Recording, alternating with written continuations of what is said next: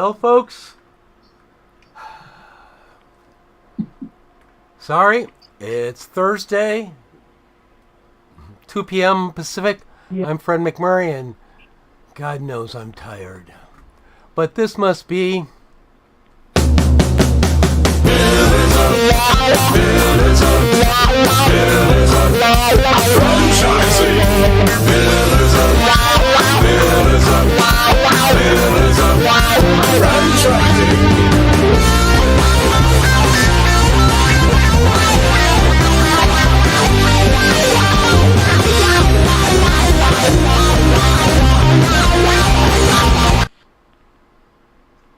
Well, welcome to Pillars of Franchising. How are you, Elizabeth?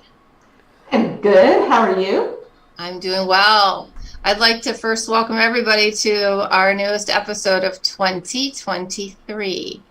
I have not yet had to write that on a check. I don't write very many checks. I guess nobody really does, which is probably why I haven't done it yet. But I'm sure to screw it up probably until about July. So happy 2023. I hate to tell everybody what we're missing Jerry and Laura today. Both of them are out very sick, so we do hope that both of you get feeling better very soon. And with that, I do believe it's Friday Eve and time to get the show started because we've got a great show for you today. We do. We've got Ryan Englin of Core Matters. Very excited to talk to him in just a few short minutes. Also reminding you that we have the call-in number. If you would like to call in and ask questions of Ryan or of any of our mentors, the number is 323-580-5755. And today on Word on the Street, Kristin, we wanted to discuss where franchising is going in 2023. And I know you have lots of insight on that and lots of thoughts. So let us have it. What do you think? Well, you know, and like most people, we all spend a lot of time reading over other trade magazines and kind of the general feeling of what everybody's thinking out there. But some of the things in the various articles that we've been going through and kind of what we're seeing here at Pillars anyway, is that there are a few things that really stand out that are really going to kind of paint the picture of franchising, if you will, in 2023. And one of those happens to be more and more brands who are joining together to make umbrella companies or conglomerates, if you will. So, I'm sorry. Oh, sorry, I thought you said something. So that is something that we see. And, a big benefit to that, as we've talked about before, is marketing power. In some cases, if you take smaller franchisees like myself, who is considering buying additional home service brands, I create my own little umbrella company where I can leverage my customer lists and things of that nature, right? So there's a lot of benefit to joining forces with whether you're a franchisee and you want to build your empire with different pieces of home services like I'm talking about, or if you're a couple of smaller, maybe emerging brands and you decide to get together with another emerging brand and build something a little bit bigger. So I think that's going to be really exciting. With that, as we talked about last year and a little bit the year before, the Great Resignation, I didn't think we'd have to ever say that again, but it is still out there. And the thing with that is it's pushed a lot of corporate people, a lot of corporate leaders into the franchising sector, which I think is very interesting because you start to see different perspectives. You see people coming in at different levels of management based on what their background is. And then you see some people who come in and they're really kind of trying to get used to this whole entrepreneur franchisee position, if you will, trying to figure out how to make that work. Different than being a C-suite guy and then you come in and you're running a cleaning franchise, right? It's very different. And with that, some of them are also now going into other parts of franchising, whether it be being a consultant, working for a franchisor. So very interesting. We've said many times PE firms, right? Private equity. Neighborly happens to be, our parent company, our umbrella brand, however you want to call it. And with that, the KKR Group is our private equity company that owns us. And so you'll see more and more that private equity is coming in because they're looking at these proven concepts and they look at how tightly a franchise is run, how well organized, how profitable, and they want a piece of that pie too. So in a lot of times, that's exactly what a smaller franchise system needs because they need capital. And of course, that's what private equity gives you. And then we've got a lot of colleges that, which I love, and we talk about the Palm Beach Atlantic Titus Center for franchising a lot, but Louisville's got a franchising program. So does one out on the East Coast. Forgive me for forgetting the school. But you see more and more schools getting interested in incorporating franchising classes into their business programs. So I think that's going to, as John always says, start educating the next generation of franchisees and franchise professionals. So I think that's really good coming up. And for people who are looking to buy, there's never been a time like this where so much information on franchising is available. Mm-hmm. Again, you've got universities, you've got every social platform out there. You've got several different podcasts like ours that talk about pros and cons and ins and outs. Ours is a little different because most of us are all franchisees. We've been there, done that. Karen's a franchisor, so we've got a blend of people, but there's no shortage of information for people. And lastly, and I think this is probably one of the biggest things, and that is the engagement that IFA has had in franchising, whether it's from their government involvement, whether it's from veterans programs, whether it's from diversity, equity, and inclusion. I think they have really been active and really been working hard to make sure that the word is out, programs are out, and of course, making sure that every franchise system is run to the best of its ability and is a good, solid investment for anybody who's looking to do franchising. So a little longer word on the street, quite a long list, but it's all good stuff coming up in 2023. It is all good stuff. And that is all very exciting. And we're trying to get involved in as many of those things as we possibly can and pass that information along to our viewership. So don't forget, if you would like to call in and ask questions, 323-580-5755, or you can go to the website, pillarsoffranchising.com, and hop on our chat. Yes, and you're going to want to chat with our next guest. Mm-hmm. Because every small business out there, am I right? Every small business, every franchise needs some of your help, Ryan Englin. Yeah, I hear it a lot. Everybody is struggling right now to find and keep good people. Yes. So let me tell you, I met Ryan Englin, Ray and I, down at a neighborly reunion. And the big issue that he was talking to us about is not just the fact that we need people, right? And this is what I really liked about what you had to say, Ryan. It's not about just people. It's about hiring the right people for the right reason in the right places, right? So that you get the right cultural fit, you get the right fit in terms of skill level and or someone that can elevate themselves through training, things of that nature. So you've been, you started your company back in 2011, right? Core Matters. Yeah. And can you tell us a little bit about that and what you've been up to this last, 22 years? 12 years. Yeah, I can't do math. That's okay. Wait a minute. Does that sound right? It seems like 22. It seems like 22, right? Someday. Yeah. The last 2 years have felt like a decade. Agreed. So I'll go with that. Agreed. Yeah. You were suddenly thinking you missed some birthdays, weren't you? Yeah. You're like, wow, how did that happen? So when we first started out, we were a typical digital marketing agency, and what we did was websites, email, advertising, all this stuff for home service companies, whether they were part of a franchise or not. We did that for a few years, and it turned out that wasn't really the issue that they had, as much as they had a bunch of empty trucks sitting in the yard, and they weren't able to service the leads that we were generating for them. So they would call us and say, turn the leads off, pause them this month. We don't have enough techs. We can't make it happen. So in 2015, I said, well, let me see if we can solve that problem. Because one of the things that I realized in my corporate life, as well as being an entrepreneur, is that recruiting is a marketing activity. It is not an HR activity. It is a marketing activity. And we were a marketing firm. Yeah. So we can solve this problem. Turned out we were really good at it. So good at it that we had one company tell us they had 4 empty trucks. 3 weeks later, they called us. They go, we got all 4 trucks filled and we got 2 more on order because we have that many techs coming. So I said, well, this is a heck of a lot more fun. And there's such a greater need for this. And no one is really solving this problem in the small business space.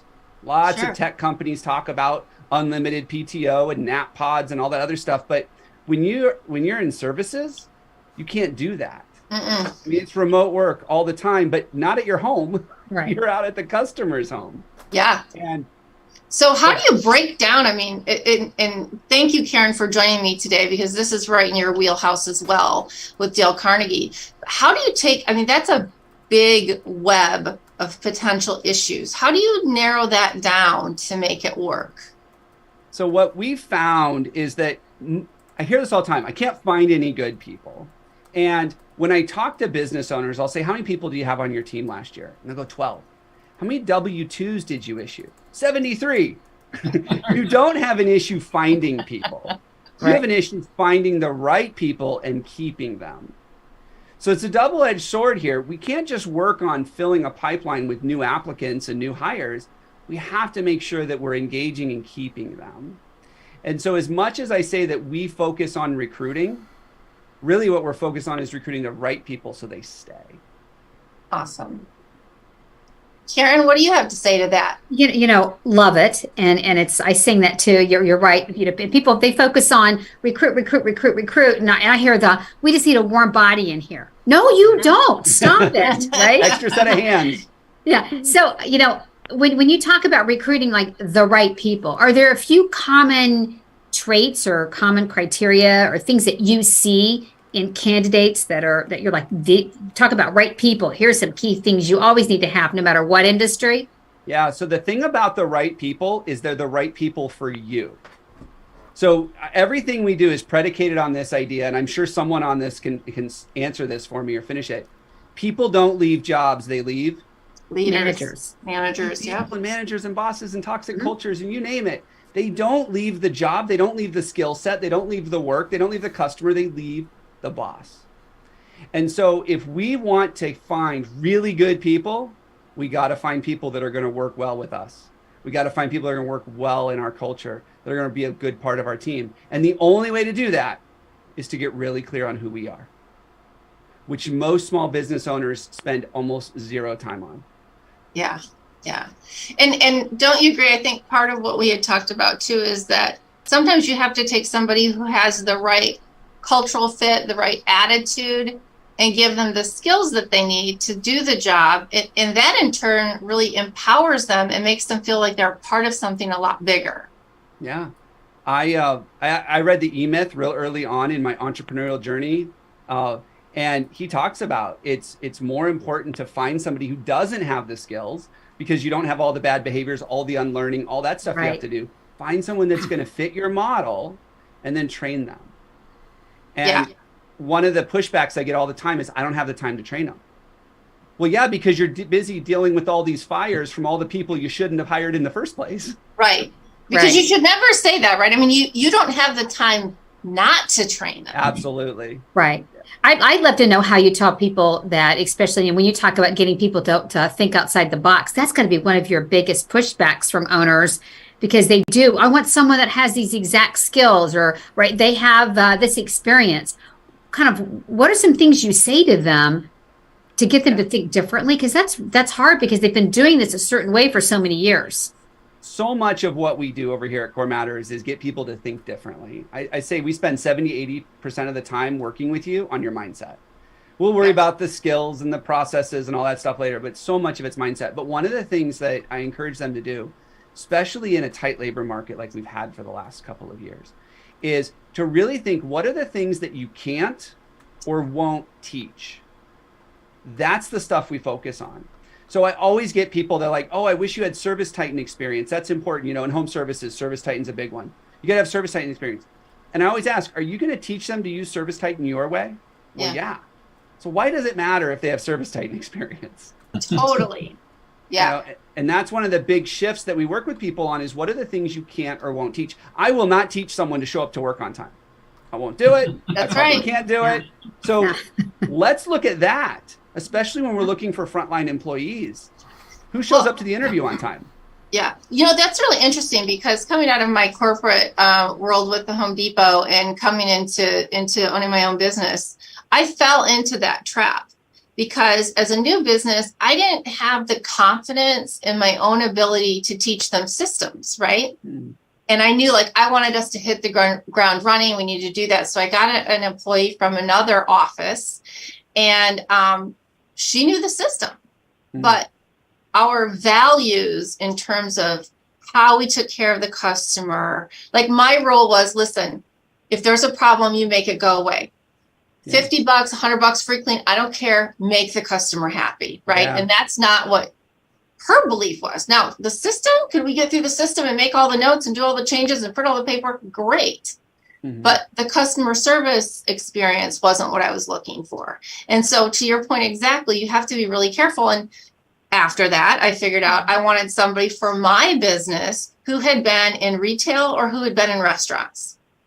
Because those are the ones who are frontline, customer facing, abused, like there's no business, right? And so I knew they could take that part, and we'll figure out the system, even if we got to put somebody on hold and it takes us 3 minutes to figure out how to find their record, right? Yeah. That part we can get along, as long as we can kill them with kindness. Yeah. So now tell me a little bit. I found this very interesting about your dad and what inspired you for this business. Yeah, so I grew up in a blue collar family. My dad was in manufacturing, and he had his own plant as pretty much as far back as I can remember. And I remember as a child, like elementary age, where after school in the evenings or even on the weekends, I'd be down at the plant with my dad. I'd be helping him reorganize the warehouse. I'd be helping him with machines, handing him tools, doing all this stuff. I thought I was hanging out with dad. Turned out I was very inexpensive labor, and I did what I was told. He would turn me loose. He's like, see that box of plastics? He was in plastics manufacturing. He's like, see that box of plastics? There's the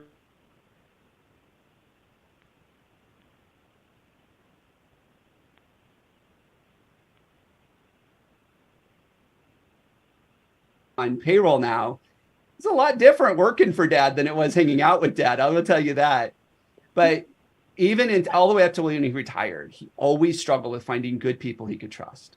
Yeah. And it wasn't because he was a bad boss or because he had a bad company. It's because no one ever taught him what to do.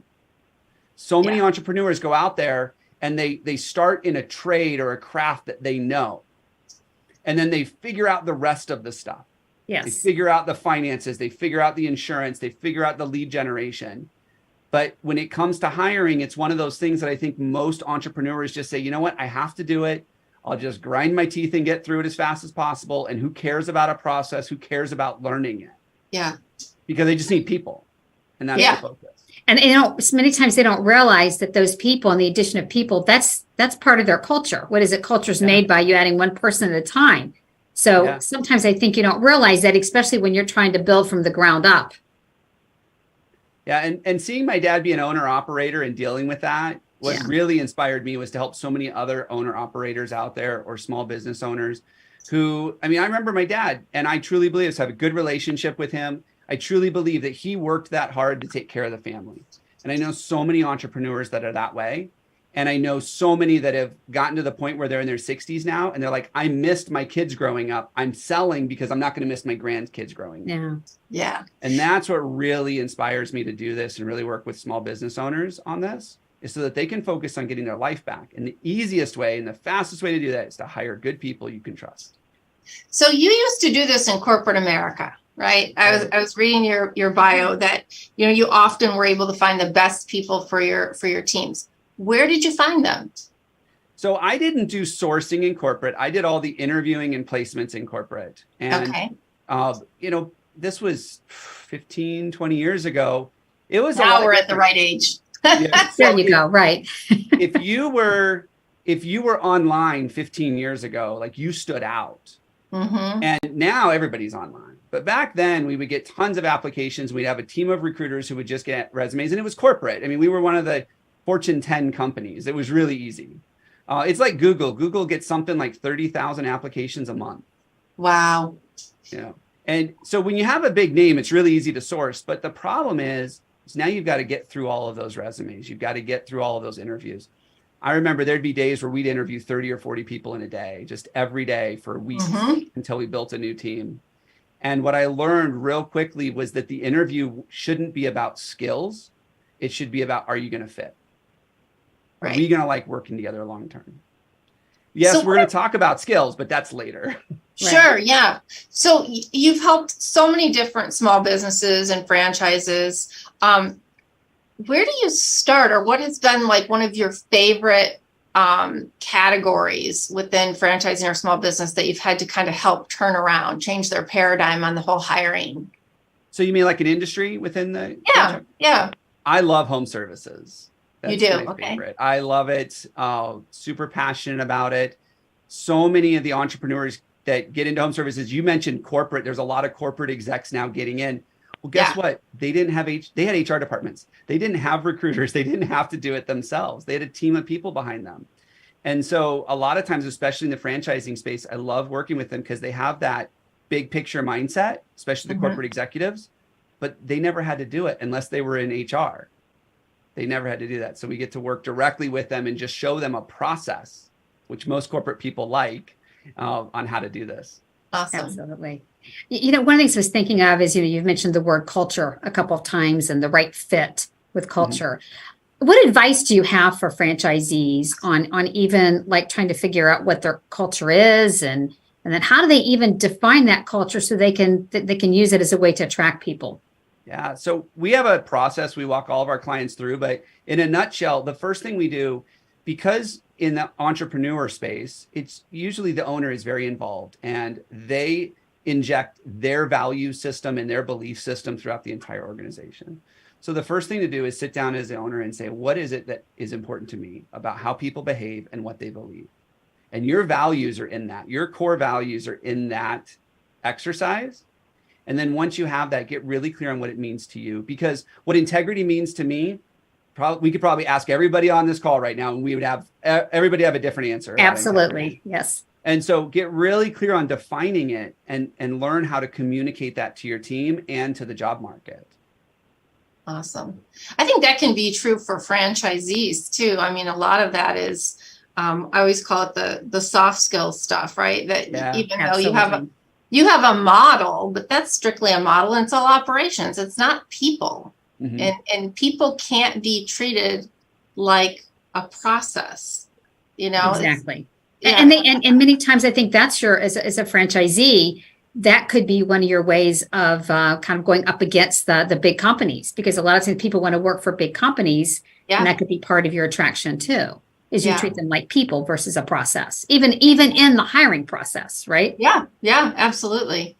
So Ryan, as we're coming kind of to a close, what are like 2 or 3 things that you think people listening today really need to take away from this? Because they're all struggling with people right now. Yeah. So I tell people this a lot in my talks. If you're struggling to attract good people, consider that you may not be attractive to good people. And that might be really hard to hear. That's hard. but if you think about it, if good people aren't showing up, maybe it's because the good people don't like what they see. Whether that's on your online presence, that's your customer reviews, or maybe even the way you deal with it when they apply. And so become attractive to the people you want to attract. We use a lot of fishing analogies in the work we do. You know, if you want to catch a certain type of fish, not only have to go where that fish is, but you got to use the kind of bait that they're going to want to bite on. Well, and Karen, that's all about figuring out what their why is, right? Absolutely. And not only figuring it out, and then I'm sure, Ryan, you work with them on it. How do you live it? You're figuring it out, communicating it, and how do you live it, right? Yeah. You know, I believe that the number one reason organizations have problems or we can't build effective teams is because of lack of communication or improper communication. And so we have to do that. And so we help our clients build a lot of controls in place so that their team can hold leadership accountable for communication and proper communication. Yeah. That's awesome. I'd love to see some of those tools. That really interests me, how you integrate those things in. And anything else you think people need to be on the lookout for or aware of as we trundle ourselves into 2023? I would just say that right now, you'd mentioned the Great Resignation, and now we have quiet quitting, and we have quiet firing, and we have quiet hiring, and everything. All these buzzwords, which is all stuff that's been happening for a long time. But here's the reality. People want to be valued as human beings. They want to be valued as people. And guess what? When you hire somebody, you get the whole package. You don't just get the worker that's 8 hours a day. You get their hopes, their goals, their dreams, their drama, their health issues. You get the whole package. Yeah. And as much as I see a lot of business owners want to compartmentalize that and say, no, for 8 hours, you got to be on, you got to do this. Guess what? You get the whole thing. That's right. And That's so true. That until you can acknowledge and accept that, doesn't mean you have to tolerate low performance or tolerate this stuff. But the sooner you can accept you get the whole package, the sooner you're going to be able to connect better. The sooner people are going to feel valued. And when people feel valued, they're not going to leave you for $1 an hour. They're not going to leave you for $2 an hour, because people do not like looking for work. They hate it. Yeah. And I don't like that either. give them a reason to want to stay. That's awesome, Ryan. You have been fantastic, just as you were on the neighborly stage giving your talk. And I really hope that people out there today have been able to take something away. The whole look in the mirror and why, are you attractive? That's really a good point for everybody to think of, I have to say. Yeah. And not just your hair, it's everything else, right? It's the whole package, Kristin. It is, yeah. Go ahead, I have a story to tell you about that, Karen. Yeah. That's another show. Yeah. But Ryan, tell us how our people can find you. Where do they find you? We're all over the internet. My last name is spelled Englin. That's an important one. You spell it like the country, you're not going to find me. That's right. But corematters.com. They can learn all about us. We've got our podcast there. We have a lot of material that they can download, books and some videos that they can learn from. I just want to be a resource to people, because I think the more impact I can have on more companies, the easier this is going to get for everybody. I love it. Absolutely. Yeah. Thank you so much, Ryan. I appreciate you being on the show. And we'll certainly be connecting with you again soon. We might be able to integrate some of your podcasts into our blogs and see how we can get the word to spread like wildfire out there. Fantastic. Thank you for having me today. Thanks, Ryan. All the best to you. Bye. Hey, franchise owners. How's your local marketing? Do you feel like you could use some help keeping up with your social media posts and comments and reviews? Do you wonder if you could be doing more to attract local customers? Are you able to identify new move-ins to your local area? At Westvine, we help franchisees like you reach more local customers through digital marketing. With daily monitoring, creative content, and ad placement, and customer data intelligence, we'll get your business in front of the people who want your products or services. We also work with franchisors who need an agency to handle the digital marketing for all of their locations. If you're ready to reach more local customers, give us a call at 805-265-5440 or visit us at westvine.com. That's 805-265-5440 or westvine.com. Welcome, Ray. Where have you been? No, I've been traveling. Jealous. But it's not, people ask you, where's the best place you've been? It's always the last place. Okay. So we just got back from a wonderful trip, and we're looking forward. Now we're going to Tampa in a couple of days. But anyway, you're the guy who loves this kind of crappy weather that Karen and I are dealing with, and then you're like, "Oh, and we're going to Tampa," and we're stuck here. Yeah. Well, I'll try to bring back some of that warmth and sunshine. No, you see, what you're supposed to say is the bus is big enough for everyone. Grab your bags and come along. I agree. He couldn't take me, I think, in a bus more than maybe like 2 days. Just gonna say. You haven't seen the bus. Yeah, it's a little different.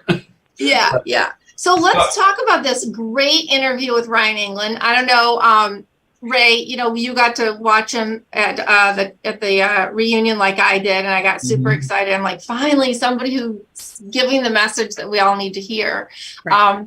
But there's a second part of that kind of plays right into this, right? And Karen, we kind of talked about this with Ray on Tuesday, and that's the part that once you have them and you're sure you got the right fit, how do you keep them engaged long term? How do you keep them growing? How do you keep giving them ongoing targets and reward them for those targets that they make, right? And we talked about that really kind of being like a performance management.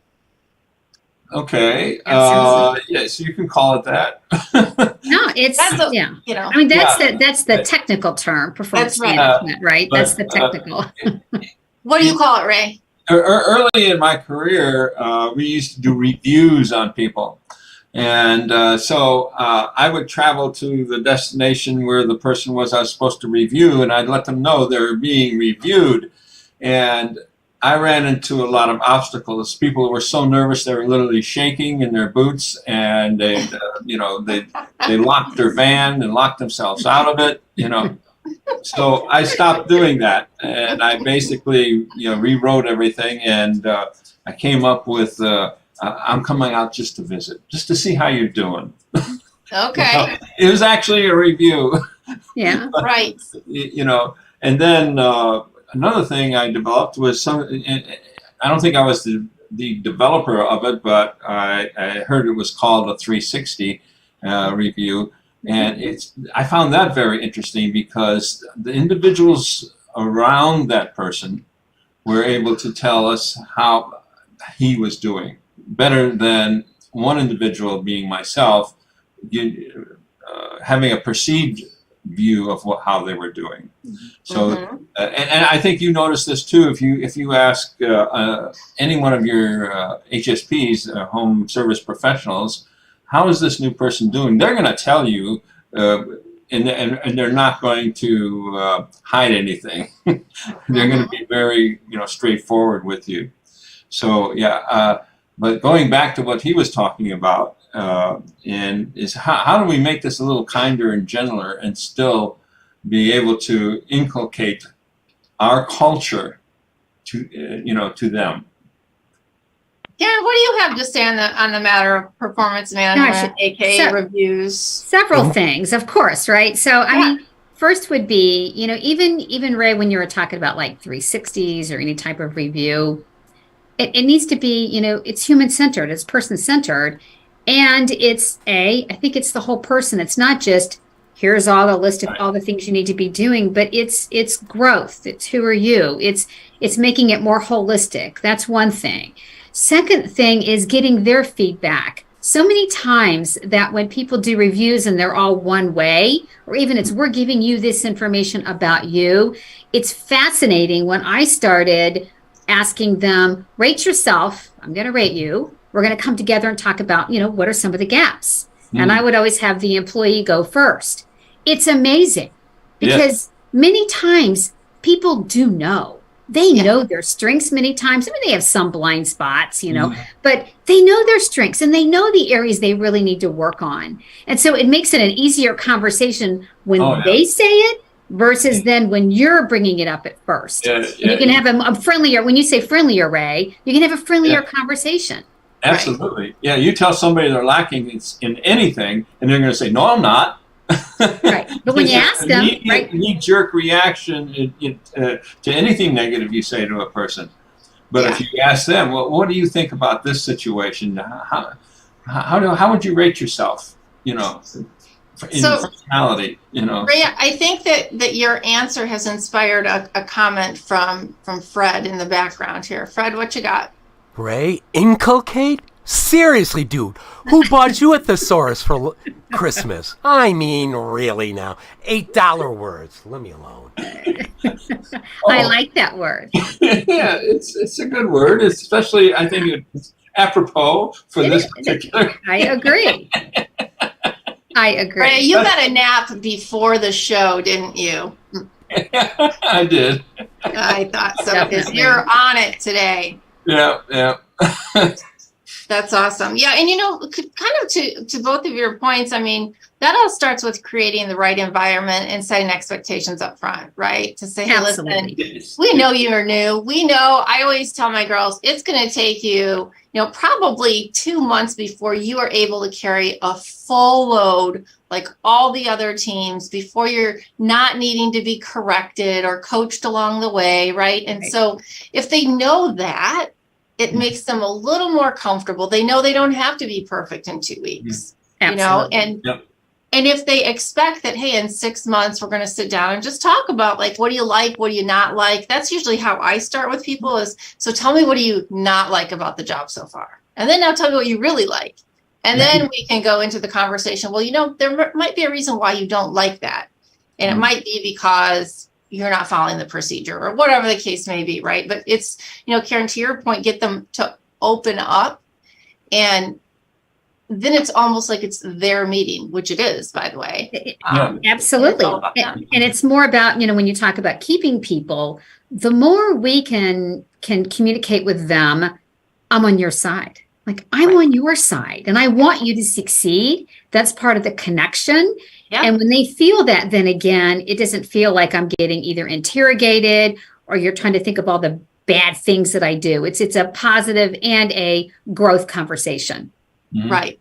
Yep. And when we talk about a couple of shows ago, we talked about keeping your employees engaged, right? This is one of the key foundations of having them engaged, is understanding what expectations are, making sure they know that you are with them to help them achieve those expectations and to help them get better.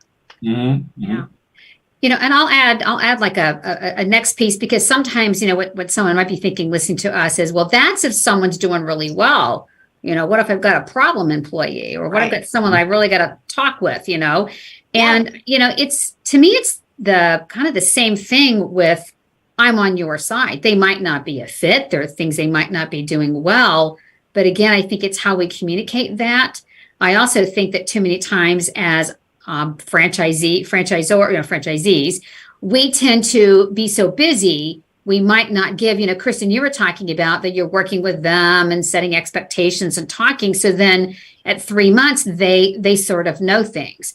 If you don't do that and you have no conversations, and then you wait to sit down with someone and talk about their performance, that's where it also doesn't set a good stage as well, too. So that's why they need that regular feedback up until a formal review. Sure. And I think, when you talk about the franchise model or a small business where you have fewer people, I found for me, it's great to have somebody between me and that associate or that employee, because then if there's some kind of tension, they've got an out, right? They can come to me as the neutral party. A lot of times, because our employees work as teams, some of the first things that we hear about is that they're not happy because they don't like the person they're working with, right? Yeah. Their personalities don't click. They don't respect each other. The other person's too bossy, right? We're all women at this, at my company, right? So there's a lot of stuff that happens. And so I think it's important to understand those dynamics earlier on and make yourself open to that. And I've had situations where people said, I really don't like the manager. I don't like the way she talks to me. And so it's like, okay, give me some examples. And then another day or later in the day, you sit down with your manager and say, so tell me what's going on with this one. And how did that conversation go? And, just to make sure that, again, you're kind of, for me, you have to play both sides to get to the actual truth, and then go back out with the solution on both sides so that they both feel good about whatever it was that went wrong. Right. Because they both have a perception, and their perception in their minds is the right one. So it's trying to figure out, what is it? The truth lies in the middle somewhere. It's true. It's kind of their perceptions of their reality, and then trying to figure out, how do you bridge those gaps? Yeah. Yep. It's hard to do. Ray, you were in a totally different field before this, right? Yes. Completely. Yes.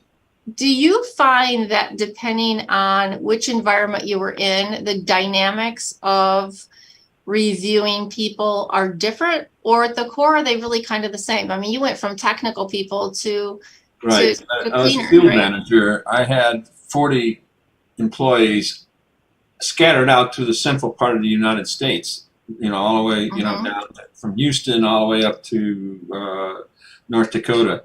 And they were all male, with one exception. That's another story. But, with guys, it's pretty much, hey, I don't like what you're doing, change that. And I never really lost anybody because of that kind of attitude. But in this business that you and I are in now, it's a little different. You have to be a little softer. Yeah. So I think that knowing that and doing that has made me a better person. And you and I both know you have to have a fantastic culture in order to keep the employees that we do. And the things that we offer, of course, our employees is I think, for the most part, is that family-like culture that's very flexible. Because the ladies have a tremendous job of not only bringing in some money, but then as this one wonderful employee, when I asked her, what's the best part of your day? She says, coming to work.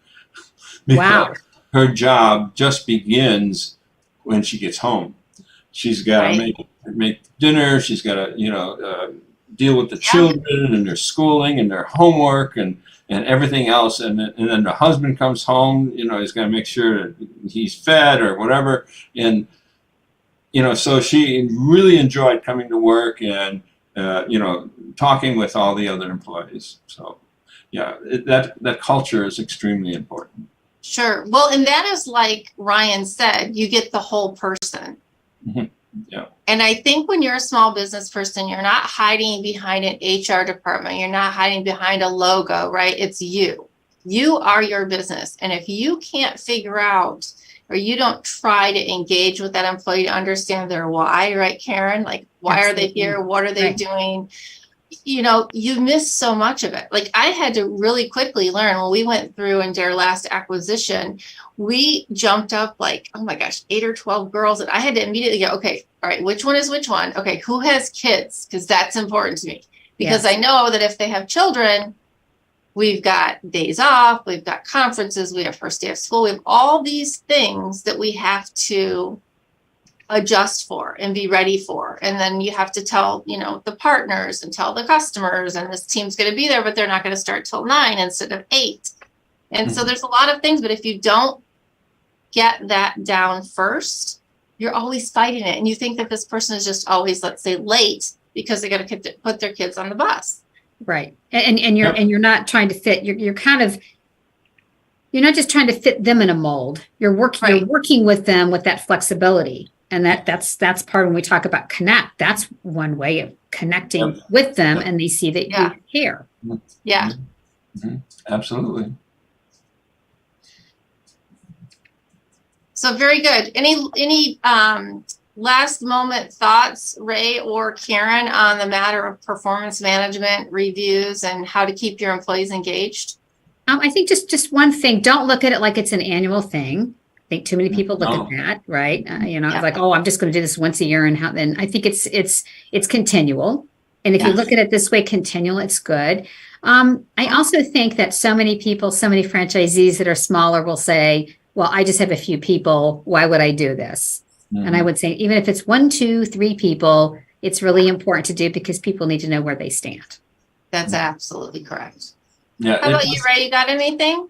It does become continuous as you grow, because people come and go, and it's not always, because they don't like the job, because things change, their situation, their family is moving, or whatever. So we find ourselves in a continual process of looking for people, and I think that right now. Hopefully the situation with employment will change soon, because we're really geared up to have a fantastic 2023. Absolutely. Absolutely. And my final thoughts to all of you would be, just remember to be kind, be compassionate, because we all still, believe it or not, need it after the last couple of years. So that's the truth. Oh, wow. With that, I think we have to go pay some more bills. As usual, thank you for joining Pillars of Franchising. We appreciate every single one of you.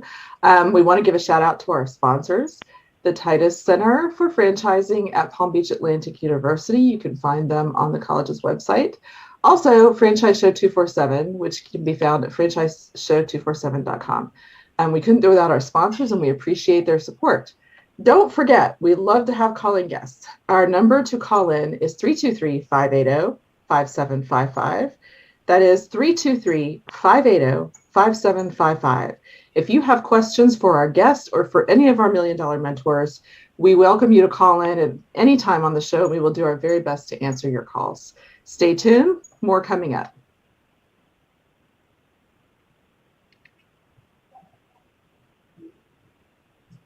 I pulled a what we now call this year a Kristin by not taking mute off.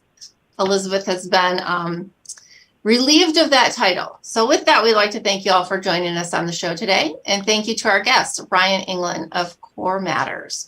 As always, we appreciate our $1 Million mentor, Ray Pillar, and Karen Kimsey-Sword of Dale Carnegie, as well as our producers, Fred McMurray and Elizabeth Denham. Get well to Jerry Akers and Laura Liss. I am Kristin Selmeczy, and together we are your resource for franchising success. This has been another episode of the Pillars of Franchising, and remember, the dream starts here.